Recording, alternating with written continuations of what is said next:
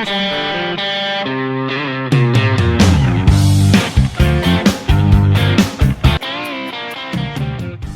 Insta, ada sebuah cerita yang nyata tentang Helen Keller. Dia seorang yang cacat dan menderita buta, tuli, maupun bisu. Orang tuanya kewalahan untuk mendidik anak yang cukup liar ini. Kenapa? Karena dia suka menggigit ataupun juga suka memberontak seperti itu, sehingga orang tuanya jadi menyerah ataupun kewalahan. Sehingga suatu saat ada seorang guru, yaitu Anne, yang memiliki hati untuk mendidik ataupun juga untuk menangani Helen Keller. Bagi orang-orang di sekitarnya adalah Helen Keller adalah anak yang memang tidak bisa diatur atau orang yang tidak bisa diperbaiki. Tapi dengan ketulusan, dengan kasih yang luar biasa, guru ini mencoba untuk mendekati dan membangun komunikasi setiap saat dan membimbing si Helen Keller ini sampai dia mengalami perubahan. Dan pada akhirnya si Helen ini bisa bertumbuh dengan baik, bahkan dia mendapat penghargaan tertinggi dari Ratu Inggris, yaitu Victoria. Dia bisa menyelesaikan kuliahnya dan dia mendapatkan suatu kesuksesan dan keberhasilan. Ini karena salah satunya adalah ada orang yang punya hati, punya beban untuk membimbing anak ini, si Helen Keller ini. Bagi manusia mungkin sulit, tetapi Tuhan mengirimkan seseorang yang memiliki kuasa daripada Tuhan untuk mendidik, membimbing anak ini. Sobat Insta semuanya, ini satu kisah nyata di mana ada perubahan yang luar biasa melalui hubungan yang mendalam antara guru ini dengan Helen Keller. Dalam Alkitab kita diajarkan juga ketika kita membangun hubungan, membangun relasi sosial atau membangun komunikasi, ada 3 syarat atau beberapa syarat lah. Sesuai dengan Kolose 3:12, karena itu sebagai orang-orang pilihan Allah yang dikuduskan dan dikasihinya, kenakanlah belas kasihan, kemurahan, kerendahan hatian, dan kelemah lembutan dan kesabaran. Di dalam kita membangun hubungan secara sosial kepada siapapun, ternyata kita harus didasari oleh kasih pastinya atas pimpinan Tuhan. Nah, dalam praktek membangun hubungan ini kita harus mengenakan belas kasihan. Si guru ini kalau tidak punya belas kasihan kepada Helen Keller, tidak mungkin dia mendekati dan membangun komunikasi, bahkan membimbingnya. Tapi karena belas kasihan yang ditaruhkan Tuhan atas dirinya, sehingga dia berani. Karena dia berpikir bahwasanya anak ini pasti akan berubah, akan menjadi orang yang berhasil. Pikirnya demikian.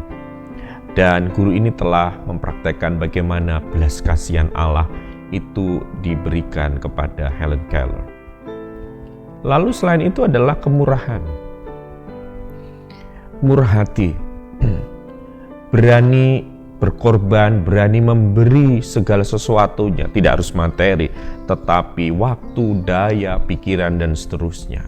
Bisa dipikirkan guru ini pasti menyediakan segala sesuatunya. Waktu dan lain segala sesuatu yang lain. Karena untuk kebutuhan seorang anak yang harus mengalami perubahan ini. Kemudian juga rendah hati. Rendah hati berarti tidak egois. Tidak memikirkan dirinya sendiri, tidak memikirkan kesenangan diri sendiri. Seorang guru ini memiliki kerendahan hatian yang luar biasa.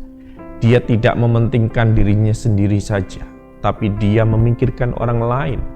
Dan dia memeluk Helen Keller, membina, membimbing Helen Keller sampai berubah. Lalu lemah lembut dan kesabaran atau sabar. Lemah lembut itu bukan berarti lemah gemulai, tetapi ada ketegasan, terutama dalam hal kebenaran. Tentu ketika mendidik, membina si Helen Keller itu penuh dengan kelemah lembutan, tetapi juga tegas. Dan yang pasti adalah kesabaran. Saya yakin si Gurin adalah orang yang sangat-sangat sabar, mengingat tadi Helen Keller yang suka menggigit, mencubit, atau memberontak. Pasti ujian kesabaran itu selalu diperhadapkan dengan dia. Nah, bagaimana dengan kita, Sobat Insta semuanya, dalam membangun hubungan kepada orang lain? Mari kita kenakan belas kasihan ini. Katakanlah ini menjadi syarat untuk kita membangun hubungan. Kemurahan, kerendahan hati, kelemah lembutan, dan kesabaran. Sehingga kita bisa membangun hubungan secara sosial kepada siapapun, kepada orang dari latar belakang apapun.